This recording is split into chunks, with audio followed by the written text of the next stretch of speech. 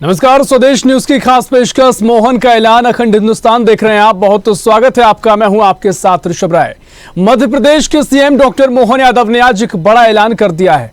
बैरागढ़ में आयोजित एक कार्यक्रम में डॉक्टर मोहन यादव ने कहा कि एक समय वह भी आने वाला है जब सिंध, पंजाब और अफगानिस्तान भी एक बार फिर अखंड भारत का हिस्सा होगा। राम मंदिर की प्राण प्रतिष्ठा के साथ ही और मंदिर निर्माण के बाद सभी अवरोध दूर हो रहे हैं। इसके साथ ही कांग्रेस के राम मंदिर निर्माण विरोध के चलते बहुत सारे कांग्रेसी भी पार्टी छोड़कर बीजेपी का साथ दे रहे हैं। यह पहला अवसर नहीं है जब बीजेपी के किसी बड़े नेता ने अखंड भारत की बात की हो। पूर्व में भी ऐसे बयान आते रहे हैं। हाल ही में गृह मंत्री अमित शाह ने भी पाक अधिकृत कश्मीर के भारत विलय को अपना स्वप्न बताया था। अब डॉक्टर मोहन यादव ने अखंड भारत के रूप में सिंध और ननकाना साहब की बात कर उसी विचारधारा को आगे बढ़ा दिया है। साथ ही प्रदेश की राजनीति में यह कहकर भी बहुत से कांग्रेस के नेता पार्टी छोड़ रहे हलचल मचा दी है, क्योंकि पिछले कई दिनों से राजनीतिक फिजा में कांग्रेस के कुछ कद्दावर नेताओं के पार्टी छोड़ने की चर्चा भी चल रही है। इसमें दो बड़े ब्राह्मण चेहरों के अलावा एक राष्ट्रीय नेता की भी चर्चा बहुत तेजी से चल रही है, जिसका खंडन भी हो चुका है। इधर कुछ कांग्रेस के बड़े नेता पार्टी लाइन के विरुद्ध जाकर प्राण प्रतिष्ठा को उत्साहपूर्वक मनाने की घोषणा कर चुके हैं। तो क्या अखंड भारत की मांग प्रदेश की धरती से ही उठेगी? प्राण प्रतिष्ठा में असमंजस की वजह से प्रदेश कांग्रेस में भगदड़ की स्थिति है, जैसा सीएम मोहन यादव ने जिक्र किया, या फिर बीजेपी कांग्रेस को मनोविज्ञान के जरिए घेरने की कोशिश में है? इसी पर चर्चा करेंगे। कांग्रेस में बड़ी उलझन है और इसको तमाम लेकर जो भी चर्चा होंगी आगे बढ़ाएंगे, लेकिन कुछ प्रतिक्रिया सामने आई हैं, वो आपको सुना देते हैं। भारत का सुशासन का, राम राज्य के प्राकट्य का एक पहला चरण हमारे लिए सौभाग्य की बात है। 90-92 के समय से जो एक संघर्ष 30-32 साल का रहा अभी का, और वैसे तो 500 साल से कई पीढ़ियां हमारी इसी बात के लिए खप गई। हमारे आराध्य प्रभु श्री राम का मंदिर अयोध्या में दुश्मनों की निगाह में वो कांटा बन के खटकता था, जो सम्राट विक्रमादित्य ने बनाया था। और काल के प्रभाव में आरोह अवरोह होता है, कभी अच्छा आता है, कभी हमारा समय खराब था। और हमारा समय खराब था तो उस समय आताइयों ने हमारी अपने धर्म पे गलत निगाह डालते हुए, ये उसी प्रकार से जो 47 में हमारे हाथ से सिंध का जाना हुआ, पंजाब का बंटना हुआ, पाकिस्तान का बनना हुआ, हिंदुस्तान को खंडित होना हुआ। परमात्मा करेगा आज नहीं तो कल हम वापस देश एक करेंगे, अखंड भारत फिर बनाएंगे। वो सिंध, पंजाब, बल्कि अफगानिस्तान तक हमारा वापस भारत कोई बने, हमारी सबकी कामना परमात्मा ननकाना साहब हमारी आंखों के सामने हो, ये समय हमारे सामने आए। हम सब आज के अवसर पर भगवान राम के मंदिर का बनना, ये हमारे लिए निश्चित रूप से अखंड भारत की दिशा में एक बड़ा कदम हो, ये परमात्मा की इच्छा है। और अभी तो हम सब देख रहे हैं समय के साथ जैसा जैसा समय बदलता जा रहा है, कई सारे कांग्रेस के मित्र भी कांग्रेस छोड़ के आ रहे हैं कि हमारी पार्टी गलत मार्ग पे जा रही है। ये सारे हमारे अपने उस अतीत के काल को याद कर रहे हैं, जब धनुष की टंकार के पहले भगवान राम ने रामेश्वरम की पूजा करके कदम। अब अखंड भारत की बारी है, ये कहना है मध्य प्रदेश की मुख्यमंत्री डॉक्टर मोहन यादव का। इसी पर चर्चा करेंगे। तमाम मेहमान हमारे साथ जुड़ेंगे। आपसे तारुफ करा देते हैं, हमारे साथ भारतीय जनता पार्टी से मीडिया पैनलिस्ट सचिन वर्मा जी हमारे साथ जुड़ गए हैं। साथ ही कांग्रेस से ब्रजभूषण नाथ हमारे साथ स्टूडियो में मौजूद हैं, और साथ ही एसोसिएट एडिटर मुक्ता पाठक हमारे साथ लाइव जुड़ी हुई हैं। मुक्ता जी, आप ही के पास आ रहा हूँ। मुख्यमंत्री डॉक्टर मोहन यादव ने जो बयान दिया है और सियासी हलचल बढ़ा दी है, उन्होंने कहा कि अब राम मंदिर तो बन गया है, अब अखंड भारत की बारी है। क्या कुछ इस बयान के पीछे उनका नजरिया है और किस तरह की नई राजनीति इस पर आगे गरमा सकती है? और साथ ही जो बीजेपी गेस्ट आपके साथ मौजूद है, मैं चाहूंगा चर्चा को आगे बढ़ाएं, लेकिन क्या आपका सोचना है? पहली प्रतिक्रिया आपकी। जी बिल्कुल ऋषभ, देखिए राजनीतिक पारा यहाँ पे बढ़ा दिया है डॉक्टर मोहन यादव ने, जिस तरह से आज उनका ये बयान आया है। देखिए यहाँ पे सर्दी है, काफी हम शीतलहर है, लेकिन जिस तरह से उन्होंने एक बात ये कही कि कई कांग्रेस के नेता जो है बीजेपी के संपर्क में आना चाह रहे हैं। लगातार हम ये बात सुन रहे हैं, क्योंकि जिस तरह से प्राण प्रतिष्ठा है, 22 तारीख को निमंत्रण मिलने के बावजूद कांग्रेस जो है वहां राम मंदिर नहीं जा रही, अयोध्या नहीं जा रही है, उससे जो है कांग्रेस बैकफुट में आ रही है और उससे लेकर काफी नेताओं में जो है हलचल है। उनको लगता है इससे गलत मैसेज जनता के बीच में जाएगा। और जो दूसरी बात, जो सबसे अहम बात आज उन्होंने कही है अखंड भारत की। देखिए, लगातार हम देखते आ रहे हैं जब से डॉक्टर मोहन यादव ने मध्य प्रदेश की कमान संभाली है, वो लगातार जिस तरह से केंद्रीय नेतृत्व की जो मंशा है, जिस तरह से वहां की जो उनकी योजना है, जो उनकी कल्पना है, उसको वो आगे बढ़ाते हुए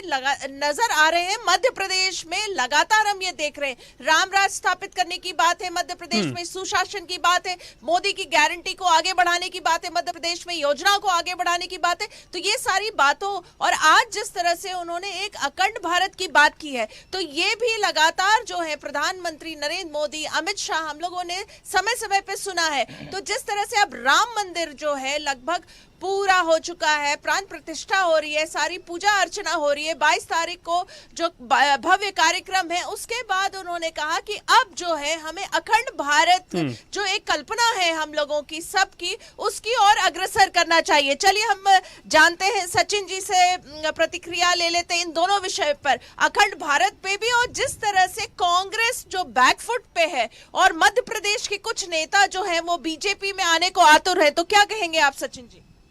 देखिए, अखंड भारत की जो एक परिकल्पना है वो जनसंघ के समय से भाजपा का एक अपना एक हम लोगों का एक ये सोच रही है कि एक अखंड भारत हो और सब जैसा भारत पहले था उस तरह की भारत हो, चाहे वो हमारे वैचारिक मतभेद जो हैं वो ख़त्म हो जाएं और हम लोगों का जो सनातन धर्म है उसकी एक्सेप्टेबिलिटी पूरे विश्व में हो जाए, जैसा कि अभी हो रहा है कि 15 अगस्त पे पूरे विश्व में अलग अलग देशों में जो है तिरंगे को फहराया गया। तो इस तरह से जो भारत की एक्सेप्टेबिलिटी जो हो रही है, तो वो जो है उससे हम विश्व की एक परिकल्पना करते हैं कि वासुदेव कुटुंबकम की एक जो परिकल्पना है उसी को हम आगे बढ़ाना चाहते हैं जी। और दूसरी तरफ जो कांग्रेस के कुछ नेता शायद बीजेपी के टच में हैं, आना चाह रहे हैं। देखिए, अब कांग्रेस जो है पूरी तरह से विरोधाभास से भरी हुई पार्टी हो गई है। अब वो बोलते कुछ और हैं, करते कुछ और हैं। जो यहाँ पर जो मध्य प्रदेश में प्रदेश कांग्रेस कमेटी जो है उसके जो प्रवक्ता हैं या नेता हैं वो ये बोलते हैं कि आपने 3 व्यक्तिगत लोगों को आमंत्रण पत्र भेजा था और उन्होंने जो है उसको अस्वीकार किया है। कांग्रेस पार्टी को जो है निमंत्रण पत्र नहीं मिला था। तो अब इस तरह की बातें होना शुरू हो गई है कांग्रेस में। कांग्रेस के जो प्रदेश के नेता हैं वो कुछ और बोल रहे हैं, राष्ट्रीय नेता हैं वो लिखित में उसको अस्वीकार कर रहे हैं। आपको आमंत्रण बहुत सारे मिलते हैं मगर आप उसको लिखित में अस्वीकार कभी करते हैं क्या? नहीं करते हैं। आप जाना नहीं जाना आपकी व्यक्तिगत इच्छा होती है, मगर उसको जब इन्होंने लिखित में अस्वीकार किया तो वो जो है कांग्रेस के नेताओं में एक भगदड़ मची हुई है। वो लोगों को जवाब नहीं दे पा रहे हैं, जो राम भक्त हैं उनको जवाब देने में वो असफल हो रहे हैं। और ऐसी विरोधाभास की जो स्थिति बनी है उसको देखकर जो है कांग्रेस में एक नया जो है असंतोष पनप गया है और कांग्रेस के नेता जो हैं अब वो पशुपेश की स्थिति में हैं कि वो कहाँ जाएं। उनके नेता उनको कुछ समझा नहीं पा रहे हैं कि उन्होंने ये जो निमंत्रण पत्र था उसको अस्वीकार क्यों किया, उसका रीज़न क्या है, उसका जस्टिफिकेशन क्या है। तो कांग्रेस जो है वो बहुत पशुपेश की स्थिति में है और सेल्फ गोल जो है कांग्रेस ने कर लिया है।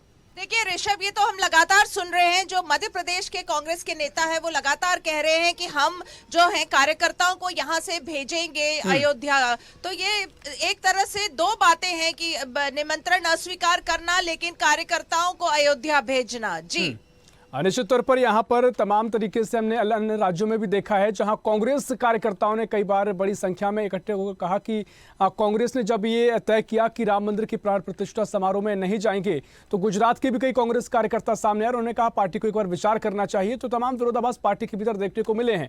इसी पर चर्चा को मैं आगे बढ़ाऊंगा। ब्रजभूषण नाथ जी, आपके पास में आ रहा हूँ। जिस तरीके से मुख्यमंत्री का ये पूरा बयान रहा, राम मंदिर तो झांकी है और सिंध और ननका साहब की जो झांकी है बाकी है, इसको लेकर क्या कुछ अब पार्टी का नजरिया है? मुख्यमंत्री के बयान से आप कितना क्या कुछ आप कहेंगे? और साथ ही जिस तरीके से राम मंदिर को दूरियां आप कांग्रेस ने बनाई हैं, तमाम प्राण प्रतिष्ठा को लेकर कई सवाल बीजेपी ने आपसे किए, तमाम और भी नेताओं ने आपसे किए, क्या कुछ आपकी पूरी प्रतिक्रिया रहेगी? ब्रजभूषण जी। ऋषभ जी, निश्चित तौर पे को कोट कर। सबसे पहले मोहन यादव जी की व्यक्तित्व पे मैं बात करूं। प्रदेश कांग्रेस कमेटी जो बोल रही है कि हम यहाँ पर जो है सुंदरकांड का पाठ करवाएंगे और पूजा पाठ करेंगे, तो दोनों बातें जो है विरोधाभासी हैं। ऋषभ जी, मोहन यादव जी मध्य प्रदेश के मुख्यमंत्री जी हैं, और अगर वो चाहते हैं कि अखंड भारत बने तो एक पत्र लिख के, क्योंकि इनके बस की बात नहीं है ये नरेंद्र मोदी जी और जो गृह मंत्री हमारे भारत देश के हैं, वो ये बात जरूर कर सकते हैं कि बांग्लादेश से और पाकिस्तान से अपनी सेना हटा लें, तो अखंड भारत बनने में ज़्यादा टाइम लगेगा नहीं। क्योंकि अपना खर्चा ही बचेगा, और सबसे ज़्यादा 35% जो बजट का सुरक्षा में खर्च हो रहा है, निश्चित तौर पर अच्छी पहल है, लेकिन सेना को पहले वहां से हटा लें और 15 दिन और 1 महीने के बाद अपने आप अखंड भारत की नजर आने लगेगा अपने को। बांग्लादेश आज हम भारत में आज की दिनांक में हम लोग नरेंद्र मोदी जी के मार्गदर्शन में इस भारत में 81 करोड़ लोग को 5 किलो मुफ्त अनाज देते हैं। मध्य प्रदेश की अर्थव्यवस्था लगातार गिरती जा रही है।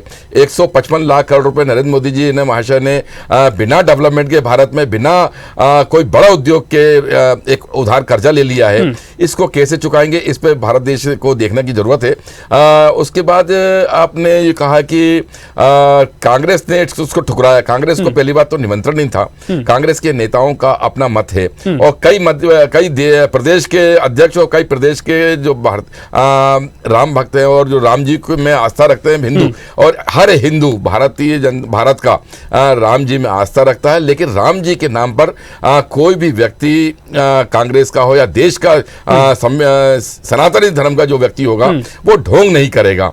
अब निमंत्रण तो आचार्य अपने जो हमारे मठाधी भारत के 4 शंकराचार्य हैं, उनके एक बार बाइट और वो लगातार सुनते जाइए, क्योंकि मुहूर्त जो होता है, मुहूर्त भारतीय जनता पार्टी के नेताओं के हिसाब से चल रहा है, दिनांक भी पंचांग भी भारतीय जनता पार्टी के हिसाब से चल रहा है। और ऐसा नहीं हो कि होली जिस दिन मार्च में आने वाली है, इस दिन नरेंद्र मोदी जी बोलते हैं कि इस दिन दिवाली मनेगी, और उसी दिन कन्या भोज का आयोजन भी होगा, नवरात्रि भी उसी दिन होगी। तो इस बात को भी देश की जनता को देखना चाहिए कि देश में अगर हिंदू धर्म की बात कर रहे हैं तो हम लोग भी हिंदू हैं, हमारे घर के सामने मंदिर है, हमने मंदिर निर्माण करवाया है, लेकिन जिस समय पूजा पाठ का समय होता है, निर्धारित होता है, और हमारे अगर भारत देश में ब्राह्मण समुदाय अगर जिस पंचांग में या जिस शगुन में कन्या के लिए बोलते हैं, आप लगातार इस सवाल उठाते रहे, मैं सीधे सीधे कहना चाहता हूँ ऋषभ जी कि क्या पंचांग कोई चीज भारत देश में मनाना चाहिए पंचांग की दृष्टि से कि नहीं?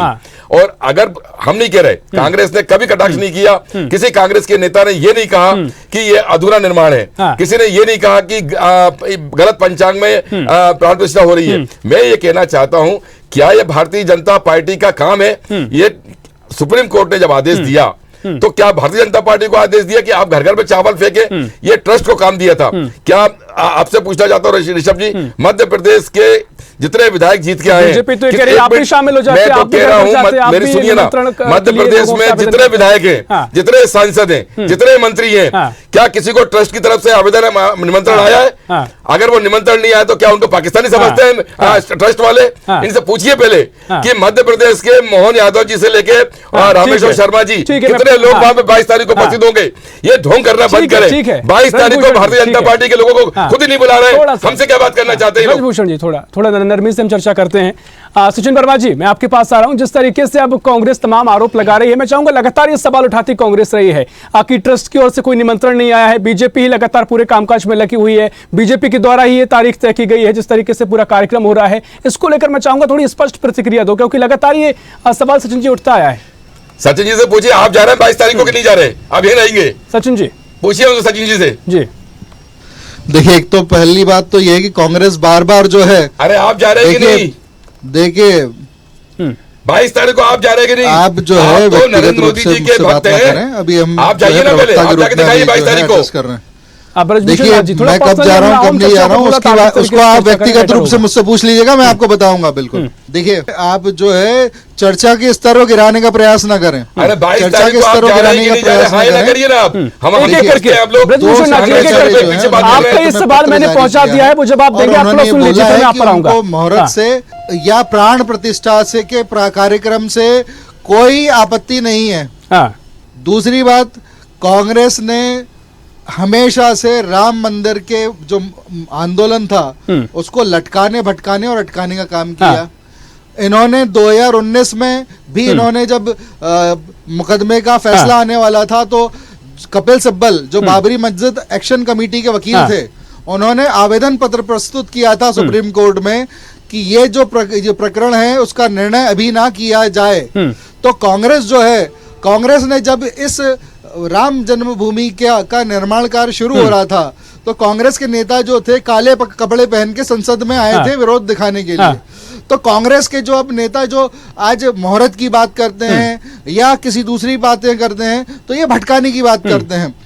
जो राम मंदिर का जो फैसला है वो सिर्फ जो टाइटल सूट था कि उसमें जो जमीन है उसके बारे में निर्णय दिया है और निर्माण कार्य के लिए एक ट्रस्ट बनाने का एक जो सुझाव सुप्रीम कोर्ट द्वारा दिया गया था उसको मान्य किया गया। और अब जो भी काम हो रहा है वो ट्रस्ट के द्वारा हो रहा है। और जब एक सत्ताधारी दल जो 6 दशक तक सत्ता में रहा हो वो अगर इस आंदोलन के विरुद्ध काम कर रहा था तो दूसरी एक पार्टी खड़ी हुई। जब भारतीय जनता पार्टी जब इस आंदोलन को उन्होंने हाथ में लिया तो ना तो उनके पास में एक सांसद था संसद में और ना ही उनको ये मालूम था कि वो कभी सत्ता में कभी सत्ताधारी तो बिल्कुल सचिन जी, जो कांग्रेस सवाल करते आ रही है, मैं चाहूंगा आपसे भी आप खुल के कहिए ना, जिस तरीके से कि भाई हम लगातार इस एजेंडे को लेकर आए थे, घोषणा पत्र में राम मंदिर रहा था और अब जो कार्यक्रम हो रहा है घोषणा पत्र में शामिल किया। सचिन जी इनसे पूछिए ऋषभ जी। ब्रजभूषण नाथ जी, मैंने सवाल उनसे किया, 1 मिनट बिल्कुल। तो हम बिल्कुल तो हमारी भूमिका है,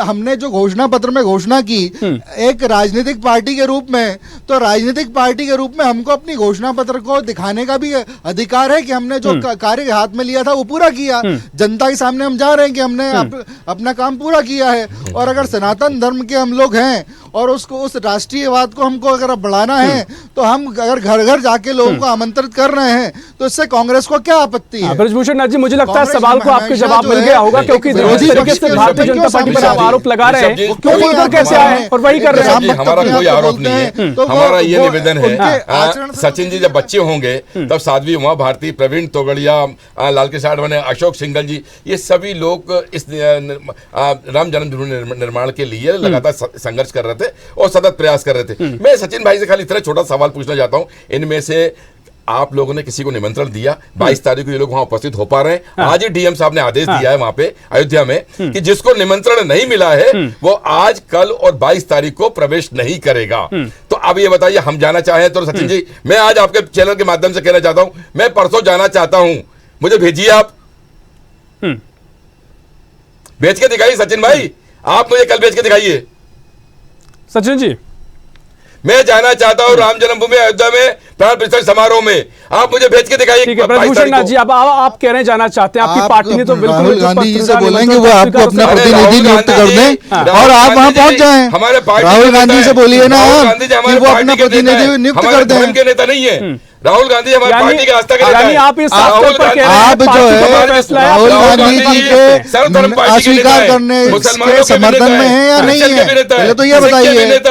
राहुल गांधी ने जो निमंत्रण अस्वीकार किया उसके समर्थन में है कि नहीं है, ये बताइए ना। सिक्के ब्रजभूषण जी, उन्होंने आपको नियुक्त किया है क्या? उन्होंने आपको अधिकृत किया है? भारतीय जनता पार्टी आपको अधिकृत किया है क्या? आपको अधिकृत किया है उन्होंने? कोई नहीं जाएगा, कोई कार्यकर्ता नहीं जाएगा। कब बोला पार्टी ने? हमारी पार्टी ने कब बोला? उन्होंने कहा हमें निमंत्रण दिया है, हम नहीं जाएंगे, लेकिन ये कब बोला कि जिसको नहीं कांग्रेस पार्टी का कोई भी सदस्य नहीं जाएगा, ये कब बोला उस पार्टी ने? वरिष्ठ नेता उनको भी चले जाना चाहिए। जो शीर्ष नेता हैं उन्होंने अस्वीकार किया लिखित में, उन्होंने खुद कहा है कि हम भी जाएंगे, हमारे साथ मध्य प्रदेश के लाखों लोग जाएंगे। उनका बयान आपको दिखता नहीं है कि लोग? ठीक है, मैं जब आप सचिन जी से लूंगा। सचिन जी आप बताइए। ना तो उन्होंने ये बोला है कि वो कब जाएंगे। जी देखिए, जीतू पटवारी हो या कोई और कांग्रेस के सदस्य, वो जो है कंफ्यूज्ड हैं और उनको ये नहीं मालूम है कि उनको प्रतिक्रिया क्या देना है। तो इसलिए जो है अब अपनी जो है गलतियों को स्वीकार करते हुए ये बात कर रहे हैं कि हम जाएंगे।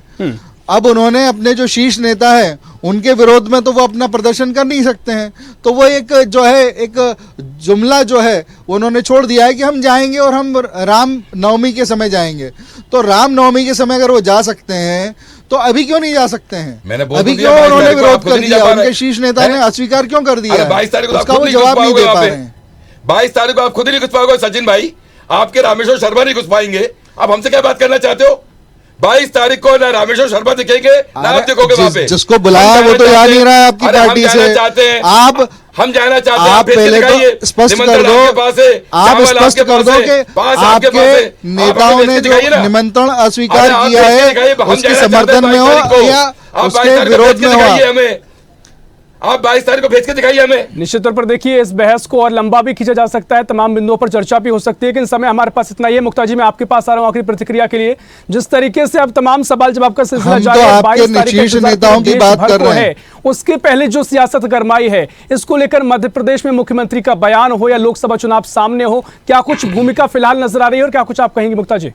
जी बिल्कुल, जो जिस तरह से डॉक्टर मोहन यादव का आज बयान है, अखंड भारत की जो कल्पना है उसको उन्होंने आगे बढ़ाया और उन्होंने कहा कि ये होना चाहिए आने वाले समय में। देखिए इसको लोकसभा से भी आप जोड़िए, लोकसभा 2024 से जोड़ लीजिए। इस तरह के जितने बयान हैं आप सबको ऋषभ लोकसभा 2024 से जोड़ते जाइए। ये जिस तरह से ये 22 तारीख को अयोध्या जाने की बात हो या ये अखंड भारत की बात हो, और जो उसमें उन्होंने सबसे जो राजनीतिक पारा गर्म करने वाली जो बयान उन्होंने दिया है कि कई जो कांग्रेस के नेता हैं, एक बड़े नेता भी हैं जो बीजेपी के टच में है, शायद मध्य प्रदेश में वो बीजेपी में आ जाए, तो ये डेफिनेटली कांग्रेस के लिए सोचने वाली बात है। जी निश्चित तौर पर यहाँ पर कांग्रेस के भी अपने तर्क हैं, लेकिन देखना होगा कितनी राजनीति और इस पूरे मसले पर गर्माती है। फिलहाल बहुत शुक्रिया आप सभी मेहमानों का इस चर्चा में शामिल होने के लिए। मुक्ता जी आपका बहुत शुक्रिया इस चर्चा में शामिल होने के लिए। तो तमाम तरीके से अब वार पलटवार का सिलसिला जारी है, क्योंकि राम मंदिर को लेकर लगातार सियासत भी शुरू हो गई है, लेकिन जिस तरीके से मुख्यमंत्री का आज का बयान रहा, आगे इस बयान को सीधे तौर पर लोकसभा से जोड़कर देखा जा रहा है, और साथ ही कांग्रेस खेमे में जिस तरीके से उन्होंने बयान दिया उससे भी हलचल बढ़ गई है। फिलहाल के लिए इस खास पेशकश में इतना ही। देश प्रदेश की और भी खबरों के लिए देखते रहिए स्वदेश न्यूज, सबसे पहले देश।